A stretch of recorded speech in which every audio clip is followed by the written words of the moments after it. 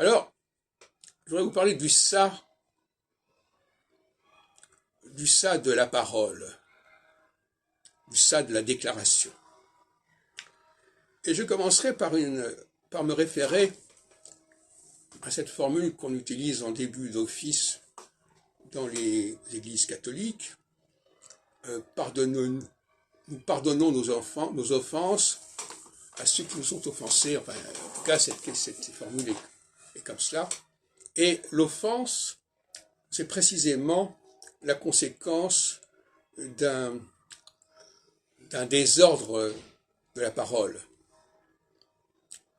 Et que l'on mette en avant cette formule me paraît assez extraordinaire, parce que cela signifie que les gens ont l'habitude de s'insulter, de s'offenser, et qu'à un moment donné, une fois qu'on a fait cette crise, qu'on a fait ces scènes de ménage, il faut effacer tout ça.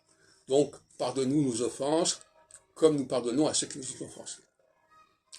Et ça me paraît typique, ça paraît très porteur pour un milieu féminin, ça. Dans un milieu féminin, on va s'offenser, et puis on va pardonner les offenses. Bon, on voit constamment des films à ce sujet. Je ne voulais pas dire ça, j'ai été, voilà, enfin bon.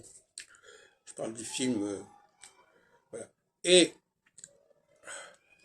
par ailleurs, il y a la question de la juridique, de la diffamation. Dans beaucoup de cas, les gens qui sont marqués par un ça de la parole, sont sujets à des attaques pour diffamation, à des plaintes pour diffamation. Et ces personnes-là le savent très bien. Alors peut-être que ça n'a pas débouché sur des attaques, sur des procédures judiciaires, mais en tout cas, elles ont souvent pas la conscience tranquille à propos de la diffamation.